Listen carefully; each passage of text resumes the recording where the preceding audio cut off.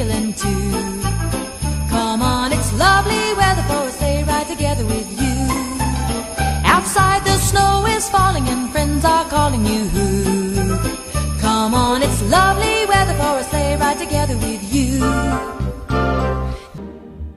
Hello guys. Hello.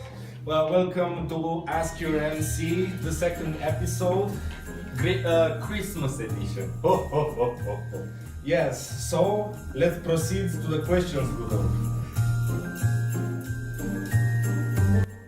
Okay, so the experiences working in the MC abroad, obviously neither me or Armand had an MC term somewhere else, but it's fascinating, it's a lot of fun, it's a lot of work, it's a lot of thinking forward and collaborating with a lot of people, a lot of challenges, but I'm enjoying my every day and I'm never getting bored, that's for sure. And one of the biggest assets that I consider that you have to possess in order to go through an MC term abroad is your adaptability, to say so.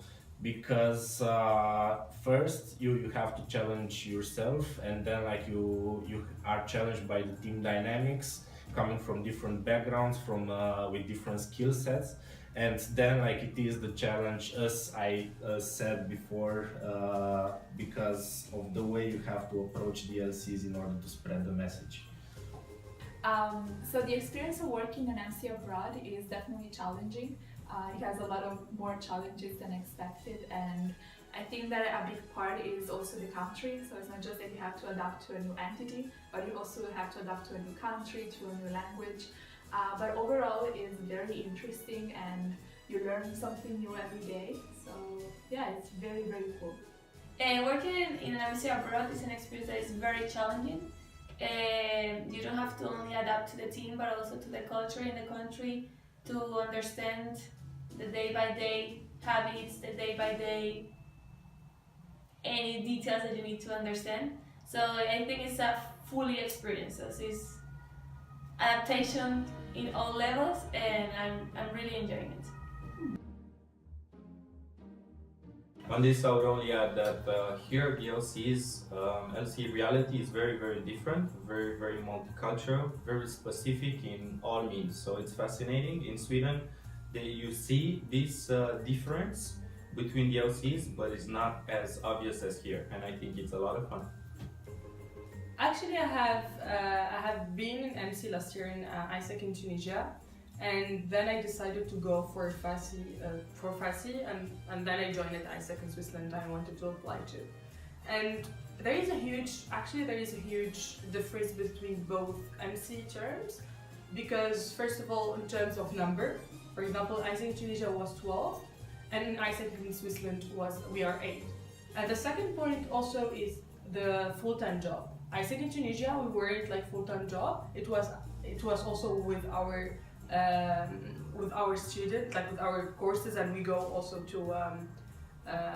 to study, and we have for example the meetings late at night, and we work during weekends. Here it's full-time job. It's more structured. But in AIESEC in Tunisia, what I have learned is how to have like multitask and how to be organized during that. So both terms I learned a lot. They are so different, but at the same time there is that one common thing in it, like our passion about AIESEC.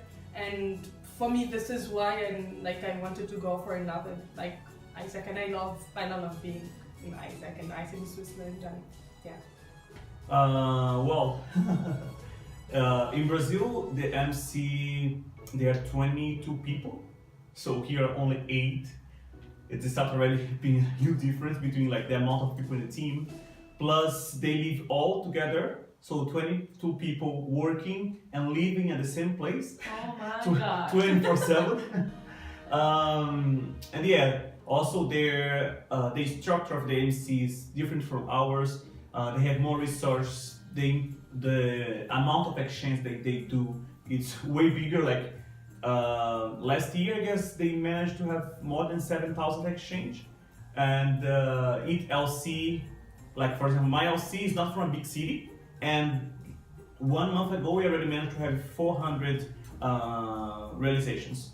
So yeah, I know it also depends from what the country needs and so on and so forth, but those are something different from Switzerland and Brazil. So yes, of course, the EB from Switzerland can go to the MC abroad, and it's something that we definitely advise you to do. There are so many ways that you can apply for the MC abroad. So there are a lot of channels online. There is the Facebook group, there is the hub. You can also ask us. You can ask the MCPs elected, and another ways is to go abroad and do FASI for the conferences and meet people and just be interested and look what the other countries are doing, also because this is kind of the period where the MC applications are coming out. And yes, of course, Switzerland, go out and do the MC abroad, definitely. And we're also looking for a new MC.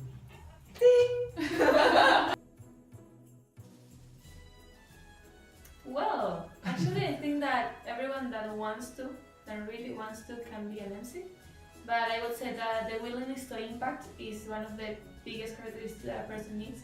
It has to be an inner motivation that you want to make this place this world a better place. Yeah, I would say also that you need to find the connection between you and the organization, because if you just want to do that for the sake of maybe getting some skills or something on your CV, doesn't make that much sense in the end, because you're not being like helpful or contributing for your team and for the entity itself. Of course, the impact that you do in the end is on top. And be open for challenge that you can face, for difference between people. I don't know, some people, they like to drink coffee in the morning, other people, they like to dance, and sometimes things doesn't fit. So if you're open-minded and you like challenge, not being afraid of taking risks, and be ambitious, I think those are some characteristics that helps a lot to be in a team, in an MC team. And also I think that is important, you have to be tolerant and very curious. And respectful. Yeah, and respectful for the entity that you are as an MC, because you have to understand and adapt to the reality. Okay guys, we're closing. We wish you a happy Christmas and lots of luck for your exams. And See you in the next episode. Woo!